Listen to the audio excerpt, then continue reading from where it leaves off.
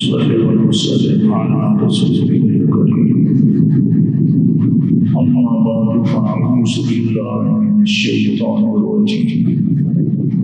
بسم الله الرحمن الرحيم رب اشرح لي صدري ويسر لي أمري واحلل عقدة من لساني يفقهوا قولي الف لام میم را تلك آیات الکتاب والذی انزل الیک من ربک الحق ولكن اکثر الناس لا یؤمنون الله الذی رفع السماوات بغیر عمد ترونها ثم استوى على العرش وسخر الشمس والقمر كل يجري لأجل مسمى يدبر الأمر يفصل الآيات لعلكم بلقاء ربكم توقنون. واجب احترام گرامی قدر صحت یہ چند آیات مبارکات جن کی ابھی تلاوت اور سماعت کی سعادت حاصل ہے سورۃ الرعد کی آیات ہے. آج ہمارا درس سورۃ الرعد میں شروع ہو رہا ہے. پچھلے دروس میں سورۃ الصبح مکمل ہوئی ہے. سورۃ الرعد کی ابتدائی جملہ ہے الف لام میم را، یہ مقطعات میں سے تلک آیات الکتاب، یہ آیات ہیں کتاب کی. جو آیات آپ کے سامنے پڑھی جا رہی ہے، پڑھی گئی اور پڑھی جا رہی ہے، پڑھی جائے گی آگے تک، یہ سب کی سب آیات کتاب کی. اس کتاب سے مراد قرآن پاک بھی ہے اور اس سے مراد قرآن پاک کا نسخہ جو لوح محفوظ کے اندر پڑا ہوا ہے اس کی طرف اشارہ ہے کہ یہ آیات جو آپ سن رہے ہیں یہ آیات کسی عام کتاب کی نہیں ہے. یہ اللہ کی طرف سے جو منزل کتاب ہے، نازل کرتا کرنا ہے، یہ آیات اس کتاب کی. والذی انزل الیک من ربک الحق، اور یہ کتاب جو آپ کی طرف اتاری گئی ہے اللہ کی طرف سے، الحق سچی کتاب ہے. آیات کی تنقید ہے، کتاب اللہ کی طرف سے اتاری گئی ہے اور کتاب کے بارے میں فرمایا الحق بالکل سچی کتاب ہے. لیکن لوگوں کا جو رویہ ہے اس کتاب کے ساتھ جو بالکل سچی کتاب ہے اللہ کی طرف سے، لوگوں کا رویہ یہ ہے کہ وَلَٰكِنَّ أَكْثَرَ النَّاسِ لَا يُؤْمِنُونَ، اکثریت لوگوں کی اس کتاب کو مانتی نہیں ہے. کیوں نہیں مانتے؟ کتاب اللہ کی طرف سے ہے، کتاب بالکل سچی ہے، لوگ نہیں مانتے. وجہ کیا ہے؟ قرآن نے بتایا کہ لوگ اس لیے نہیں مانتے کہ لوگوں نے اس کتاب پر غور و فکر کرنے کے لیے ٹائم ہی نہیں نکالا. جب وہ وقت نکالیں گے اس کتاب کو بیٹھ کر خود پڑھیں گے، سمجھیں گے یا کسی سمجھانے والے کے سامنے بیٹھیں گے، سمجھنے کی کوشش کریں گے، پھر ان کو یہ بات سمجھ میں آئے گی کہ یہ کتاب اللہ کی ہے اور اس میں جو کچھ لکھا ہوا ہے یہ سب کچھ سچ ہے اور یہ ہمارے فائدے کے لیے ہے. اس میں ہمارا دنیا کا بھی فائدہ ہے اور آخرت کا بھی فائدہ ہے. جب وہ اس میں اترنے والے احکامات میں بھی غور کریں گے تعلیمات پر غور کریں گے، قرآن ہمارے معاشرے میں جو اخلاق پیدا کرنا چاہتا ہے اس اخلاق کے اوپر غور کریں گے تو پھر وہ اس کتاب کو مانیں گے اور اس پر ایمان لائیں گے۔ تو غور و فکر نہیں کریں گے کتاب کو ماننے پہ توجہ نہیں جائے گی۔ چلیے آپ دیکھیں حضور اکرم صلی اللہ علیہ وسلم کے مبارک زمانے میں تو اس کتاب کے جو مخاطب تھے قرآن کریم کے وہ عرب تھے،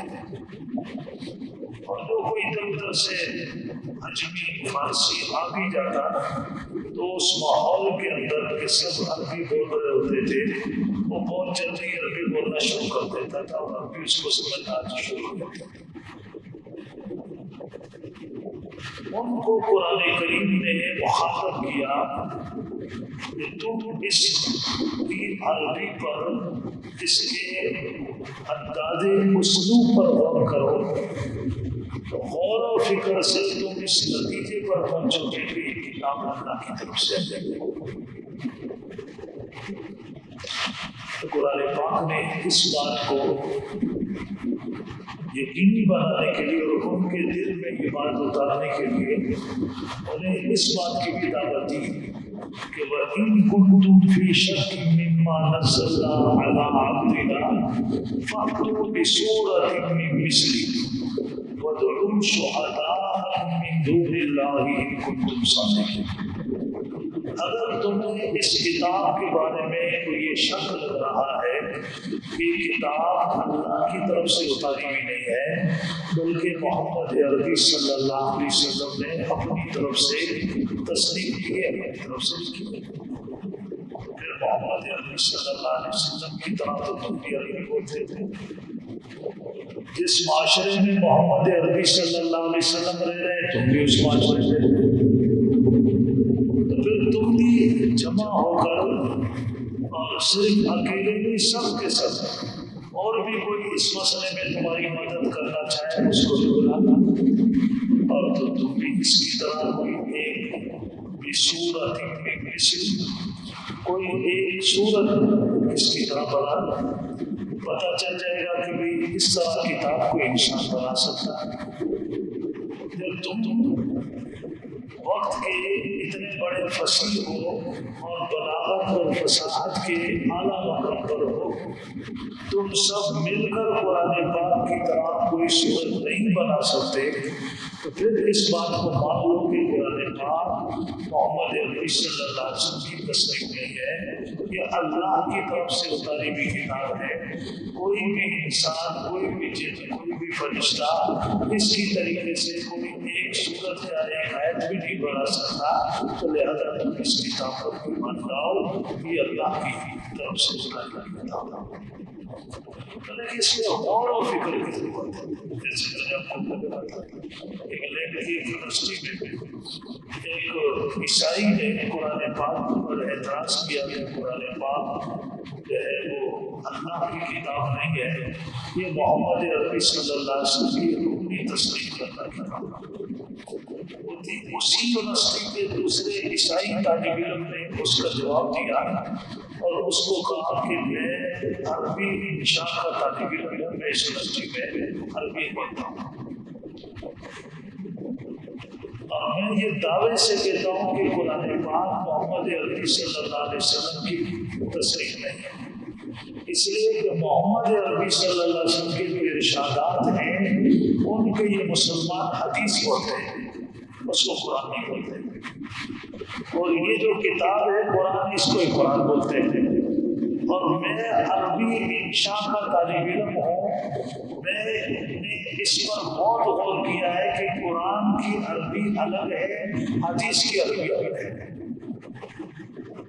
حدیث کی عربی قرآن کی عربی کے ساتھ میچ ہی نہیں ہوتی ہے۔ قرآن کا اسلوب انداز الگ ہے، نبی کریم صلی اللہ علیہ وسلم کا اسلوب انداز الگ ہے۔ پھر اس نے کہا کہ قرآن کریم نے سورہ نور کے اندر سمندر کی گہرائی کو بیان کیا ہے، ظلمات بعضها فوق بعض۔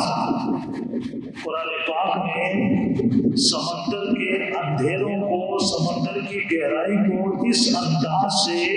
سورہ نور میں بیان کیا ہے کہ یوں لگ رہا ہے کہ یہ بیان کرنے والا اس اندھیروں کو اپنی آنکھوں سے دیکھ رہا ہے، اس انداز سے بیان کیا ہے۔ جبکہ محمد عربی صلی اللہ علیہ وسلم کی پوری زندگی کو آپ پڑھ لیں،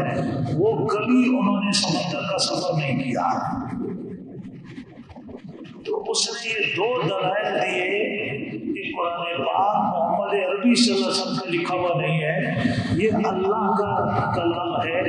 اور میں پورے دعوے کے ساتھ کہتا ہوں کہتے ہیں وہ ایک ادنا سا عربی انشاء کا طالب علم تھا، خود مسلمان بھی نہیں تھا، عیسائی تھا،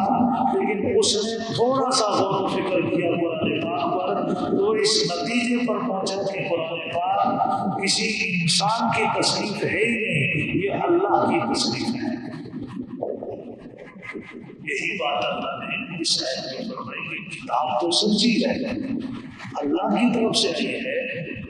لیکن لوگ جو اس پر ایمان نہیں لاتے یہ لوگوں کی اپنی کوتاہی ہے۔ پھر ایک سچ اور حق کو نہ ماننے سے اس سچ اور حق کی قدر و قیمت میں کوئی کمی نہیں آتی ہے۔ اگر کوئی قرآن کو نہیں مانتا، قرآن پر ایمان نہیں لاتا، قرآن پاک کو اللہ کی کتاب نہیں مانتا، محمد عربی صلی اللہ علیہ وسلم کو اللہ کا نبی نہیں مانتا، تو اس سے قرآن پاک کی قدر و منزلت میں کوئی کمی نہیں آتی، اس سے محمد عربی صلی اللہ علیہ وسلم کی قدر و منزلت میں کوئی کمی نہیں آئی۔ یہ جو بدبختی ہوگی اور نقصان ہوگا اس بندے کا اپنا ہوگا۔ قرآن پاک ان الفاظ میں ہے تو ایک شکوے کے الفاظ، لیکن لوگوں کو دعوت فکر دیتا ہے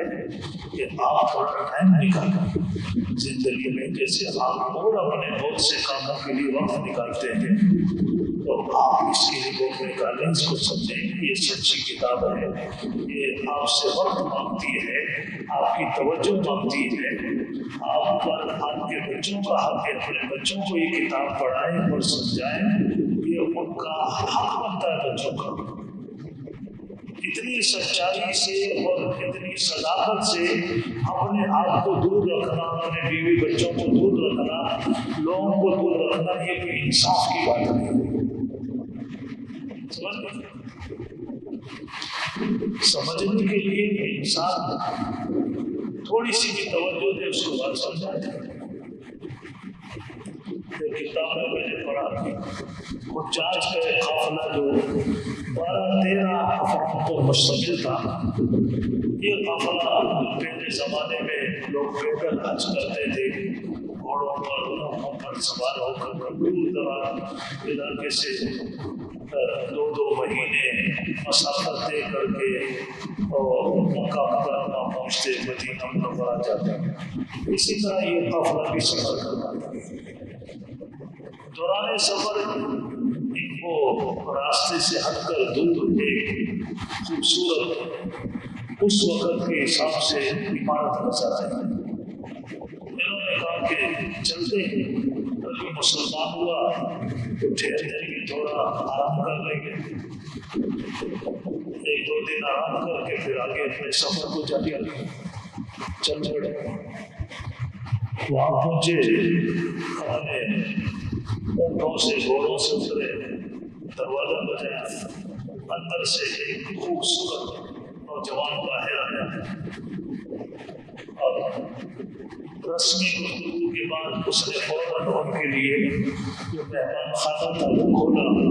اور وہاں اس کو ان کو بٹھایا اور جناب جو وہاں حاضر تھا وہ پیش کیا اور ان کو کہا آرام کریں۔ جو لیٹ گئے ان میں جو بزرگ تھے ان کی ٹانگیں دبانی شروع کر دی اس نے، اور بڑا خیال رکھا۔ انہوں نے اس سے پوچھا کیا آپ اس بنگلے کے مالک کے کام کے لیے میں تیار رکھوں؟ مالک ابھی ہے نہیں، آئے گا تھوڑی دیر میں آ جائے گا،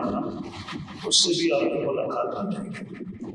خیر انہوں نے آرام کیا، آرام کر کے جب پھر اٹھے پھر اس نے اقرار وغیرہ کیا، مالک آ چکا تھا۔ مالک آیا، مالک سے ملاقات ہوئی، ان لوگوں نے اس نوجوان کی بڑی تعریف کی، کہا کہ جی آپ کا نوکر تو ہو بااخلاق انسان، اس نے تو ہماری بڑی خدمت کی، ایسی خدمت تو ہمارے بچے گھر میں نہیں کرتے جیسے اس نے کی ہے۔ اس نے کہا جی خدمت میں وہی کرتا ہے، لیکن آپ جہاں جا رہے ہیں آپ نے وہاں جا کر اس کی ہدایت کے لیے دعا کرنی، یہ یہودی ہے، اللہ اس کو ایمان کی توفیق عطا فرمائے، ہے یہ یہودی اور یوسف کے حال یہ اتنی خدمت کی اس ہے یہودی، اس کے لیے ہم ضرور دعا کریں گے اور ان کا دعا تو کریں گے، ابھی جاتے جاتے دعوت بھی دیتے چلتے ہیں اس کو ایمان کی، ہو سکتا ہے یہی کام بن جائے۔ ان میں سے جو ایک دین کا علم رکھتا تھا آپ اس کو تھوڑا سمجھا، اس نے جب اس کو دعوت دینی شروع کی اس نے کہا جی بات یہ ہے کہ میرے مالک نے آپ کو میرا تعارف آتا کرایا، پورا تعارف نہیں کرایا، کہا کہ میرا قصہ یہ ہے کہ میں یہودی کا بیٹا ہوں اور میں اسلام سے متاثر ہو کر مسلمان ہوا تھا، مسلمان ہو کر میرے ماں باپ نے مجھے گھر سے نکال دیا اور میں بھٹکتا پھراتا یہاں پہنچا اور اس کے یہاں میں آ کر ملازم کر گیا تھا، لیکن میں نے اس میں عجیب سی ایک چیز دیکھی،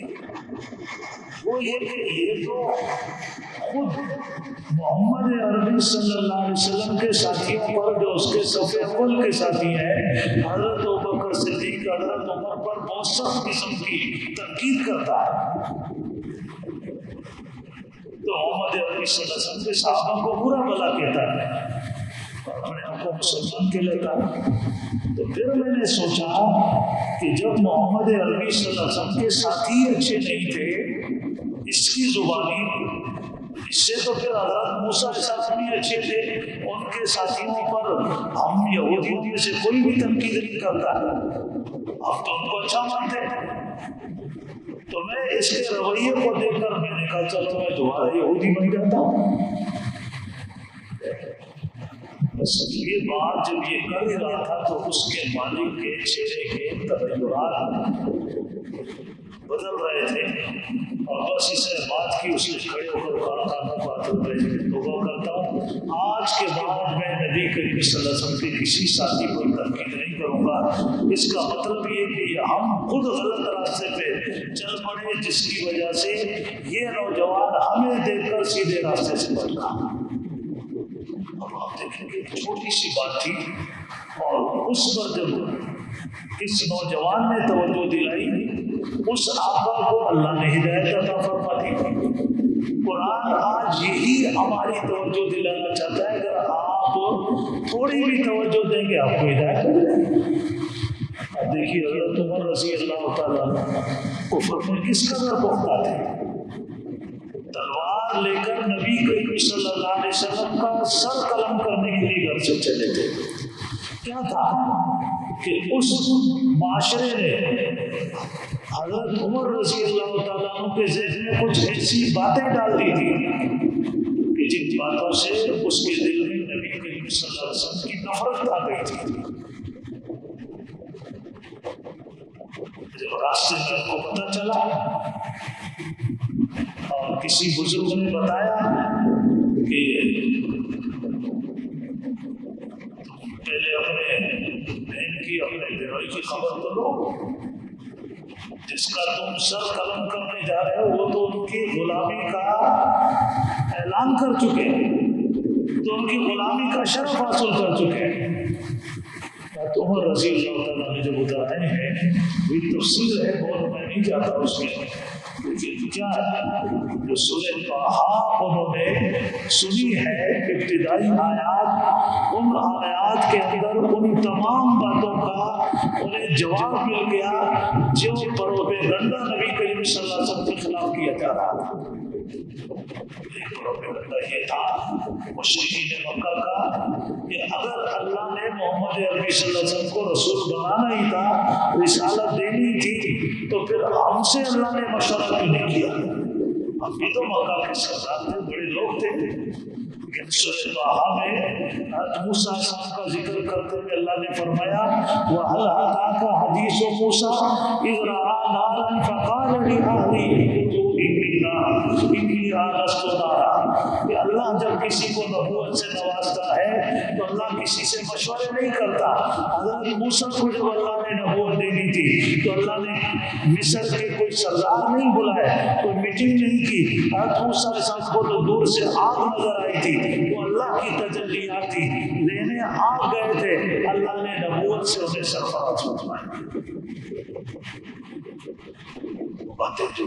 کفار نے ان کے ذہن میں ڈالی ہوئی تھی، سورہ طٰہٰ میں ایک ایک بات کا جواب آیا، اننی انا اللہ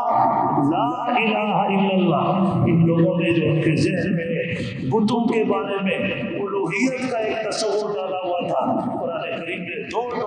انداز میں فرمایا اننی انا اللہ لا الہ الا اللہ۔ ابن خطاب یہ الوہیت کا تصور تو ان کافروں نے غیروں کے بارے میں وابستہ کیا ہے، یہ بالکل غلط ہے۔ الہ اور معبود میرے سوا پوری کائنات میں کوئی ہے ہی نہیں۔ یہ چند وہ باتیں تھی جس پر حضرت عمر رضی اللہ تعالیٰ نے اس وقت کھڑے کھڑے غور کیا، اللہ پاک نے انہیں ہدایت دی اور نصرت۔ یہی وہ